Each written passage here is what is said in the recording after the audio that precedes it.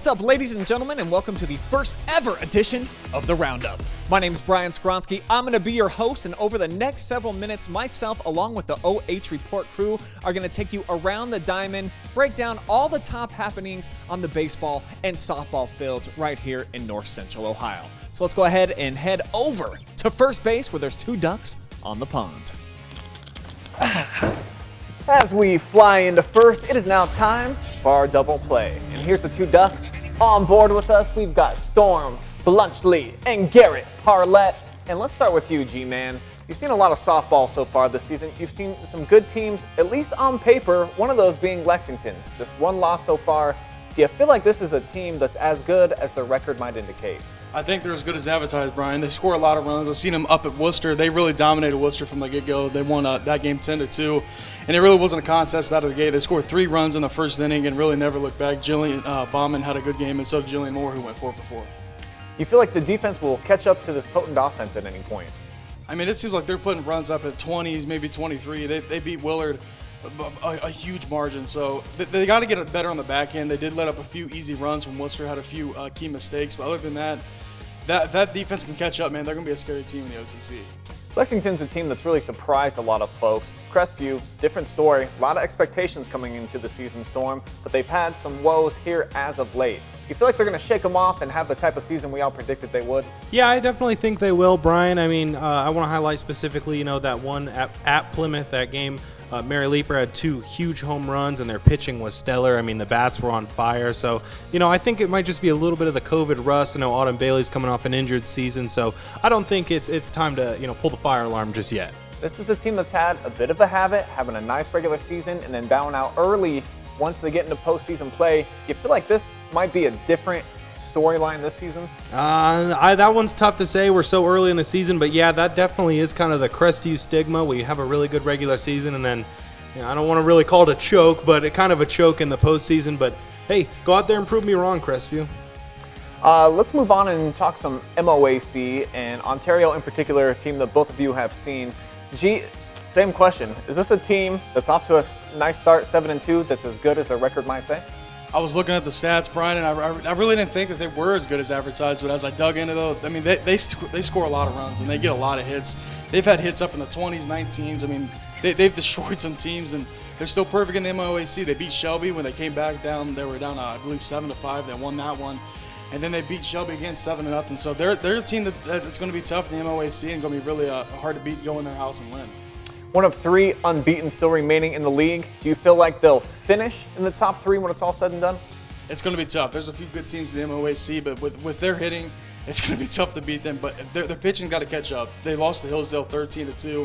Hillsdale, obviously, one of the dominating softball programs in the area. So they got to catch up on the pitching and the defense. Let's keep talking about Ontario, but shift over to the baseball field. Totally inconsistent play for the Warriors baseball team, Storm. What do you make of the start for them? Well, they'll be really, really good for one game, and then the next night don't bring the same type of energy.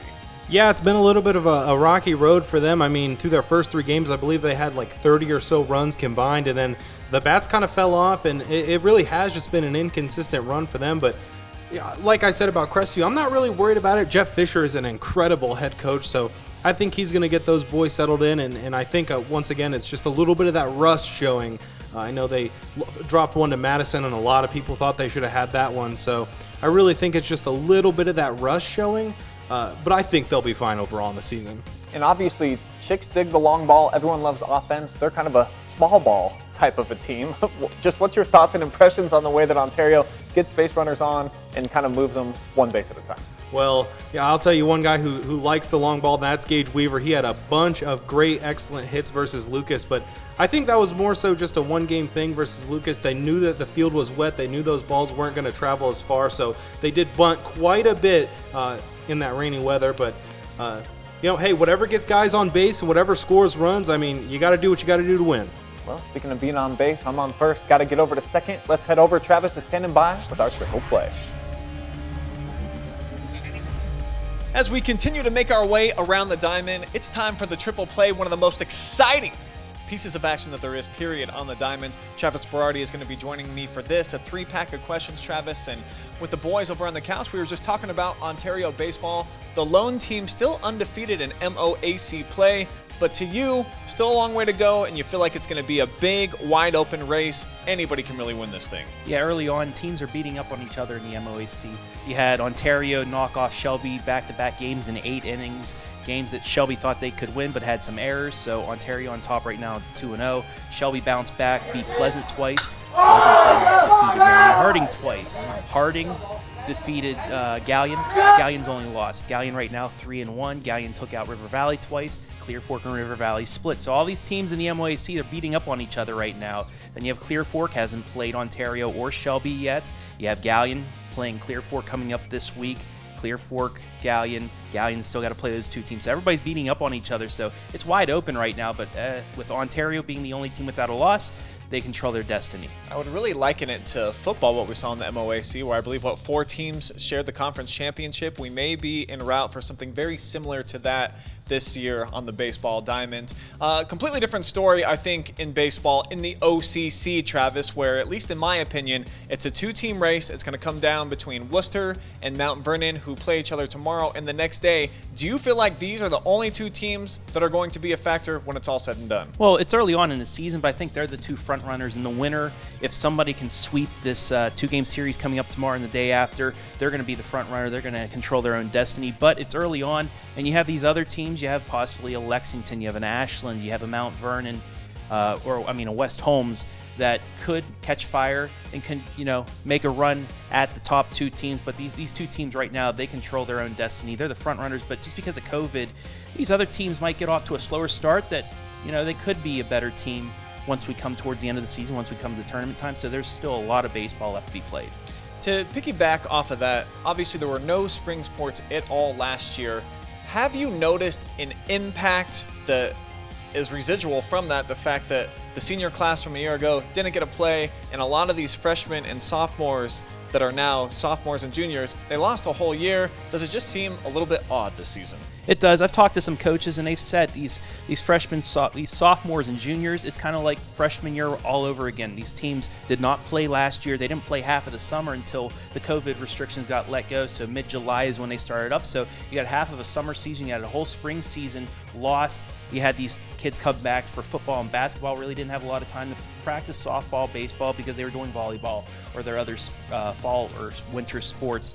So now they're kind of a bit rusty, you could say. So some of these teams, Madison, they're a young team, but people had some high hopes for them. They started off slow, but they've won 4 straight. You have an Ontario squad that can do a lot. You have Lexington, who's surprised a lot. They're undefeated right now. You have an Ashland team that has some good pitching. It's on the softball side. And then on the baseball side, like I said, in the MOAC, you have Shelby, who everybody thought would be hands down the favorite in the MOAC. You have Ontario, take advantage of mistakes, hit the ball well, pitch the ball when they needed to. They're ahead in the MOAC. You have all these teams right now, they're trying to shake the rust off. So I could see somebody, especially maybe finish in the middle of the pack in their conference, maybe make a long tournament run, maybe even a regional appearance. And despite all of the restrictions and some of the weirdness of the season, we've still seen some really awesome individual performances. What stood out to you that you've personally got to cover so far this year? Actually, it just came Saturday in Northmore. PJ Lauer, all 5 tools. He got on with a bunt. He's very fast. He was 2 for 3. He could power the ball. He had warning track power. He almost knocked one out, but the wind kept it in. So he has that power as well. He also can show his arm off. He threw a guy out at the plate from center field, which I thought was kid looked like he was going to be safe easily, but Lauer just threw a frozen rope from mid-center field, threw him out. And then he comes in, gets the final out of the game, so he gets a save as well with the bases loaded. The kid can do everything. Great performance by him, and for a Northmore team that's 6-1 right now, looking to go 7-1 if they can finish off Mount Gilead in a game that was suspended due to rain last week. All right, appreciate it, Travis. Let's continue to make our way around the diamond. All right, so that's going to take us home here on this edition of the Roundup. Hope you guys enjoyed the conversation, and we'll be right back here at 8 p.m. next week exclusively on the OH.Report. And as always, we have got you covered for all the top baseball and softball action going down on the diamonds right here in North Central Ohio, including 5 highlights on the docket for tomorrow and plenty more action coming up for the rest of the week. But for now, for tonight, we out of here. We'll see you at a field real soon.